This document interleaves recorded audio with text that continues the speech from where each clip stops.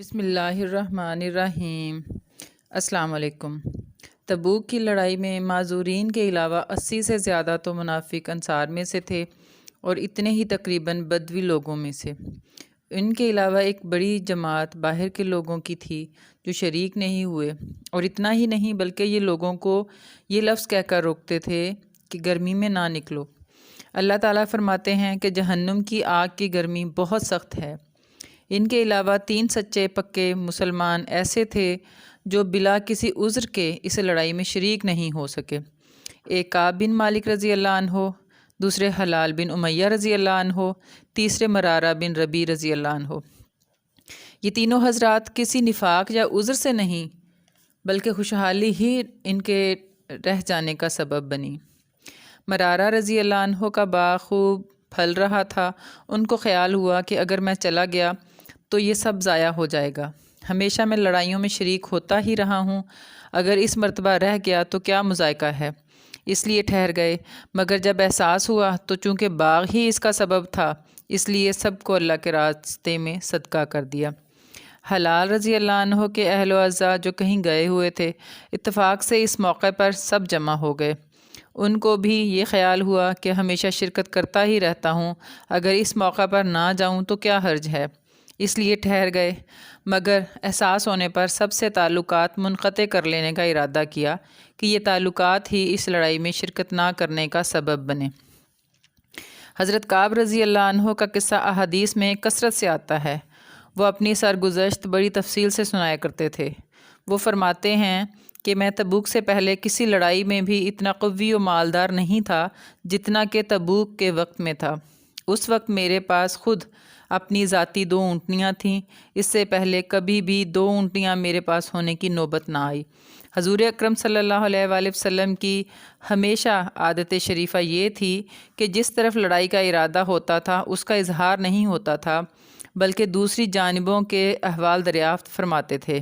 مگر اس لڑائی میں چونکہ گرمی بھی شدید تھی اور سفر بھی دور کا تھا، ان کے علاوہ دشمنوں کی بھی بہت بڑی جماعت تھی، اس لیے صاف اعلان فرما دیا تھا تاکہ لوگ تیاری کر لیں۔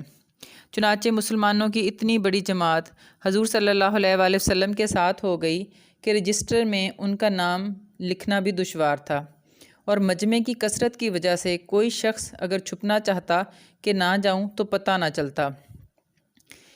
اس کے ساتھ ہی پھل بالکل پک رہے تھے۔ میں بھی سامان سفر کی تیاری کا صبح ہی سے ارادہ کرتا، مگر شام ہو جاتی اور کسی قسم کی تیاری کی نوبت نہ آتی۔ لیکن میں اپنے دل میں خیال کرتا رہا کہ مجھے وسعت حاصل ہے، جب ارادہ پختہ کروں گا فوراً ہو جائے گا۔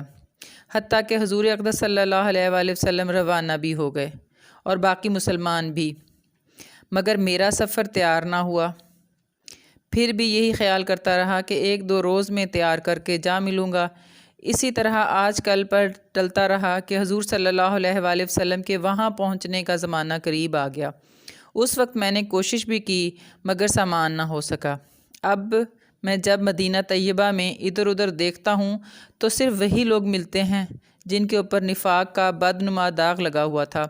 وہ معذور تھے، اور حضور صلی اللہ علیہ وآلہ وسلم نے بھی تبوک پہنچ کر دریافت فرمایا کہ کعب نظر نہیں پڑتے، کیا بات ہوئی؟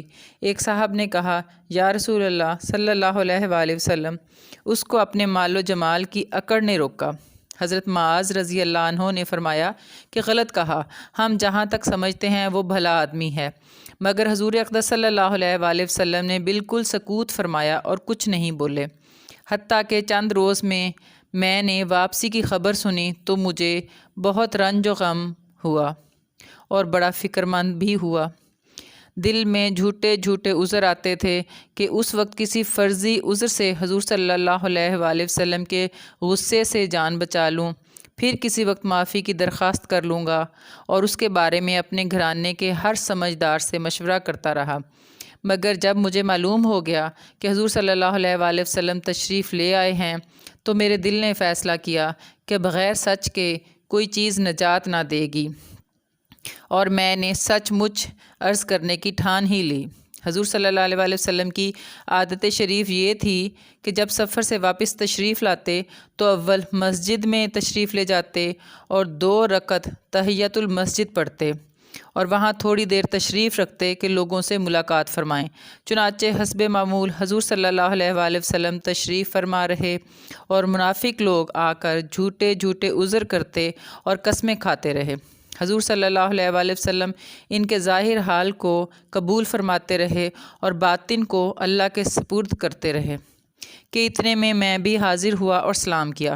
حضور صلی اللہ علیہ وآلہ وسلم نے ناراضگی کے انداز میں تبسم فرمایا اور اعراض فرمایا۔ میں نے عرض کیا، یا نبی صلی اللہ علیہ وآلہ وسلم، آپ نے اعراض فرما لیا؟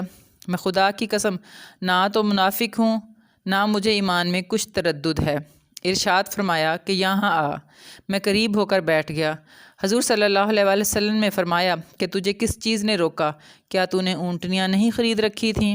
میں نے عرض کیا، یا رسول اللہ صلی اللہ علیہ وآلہ وسلم، اگر میں کسی دنیا دار کے پاس اس وقت ہوتا تو مجھے یقین ہے کہ میں اس کے غصے سے معقول عذر کے ساتھ خلاصی پا لیتا کہ مجھے بات کرنے کا سلیقہ اللہ تعالیٰ نے عطا فرمایا ہے، لیکن آپ کے متعلق مجھے معلوم ہے کہ اگر آج جھوٹ سے آپ کو راضی کر لوں تو قریب ہے کہ اللہ مجھ سے ناراض ہوں گے، اور اگر آپ سے صاف صاف عرض کر دوں تو آپ صلی اللہ علیہ وآلہ وسلم کو غصہ آئے گا، لیکن قریب ہے کہ اللہ کی پاک ذات آپ کے عتاب کو زائل فرما دے گی، اس لیے سچ ہی عرض کرتا ہوں کہ واللہ مجھے کوئی عذر نہیں تھا، اور جیسا فارغ اور وسعت والا میں اس زمانے میں تھا کسی زمانے میں پہلے نہیں ہوا۔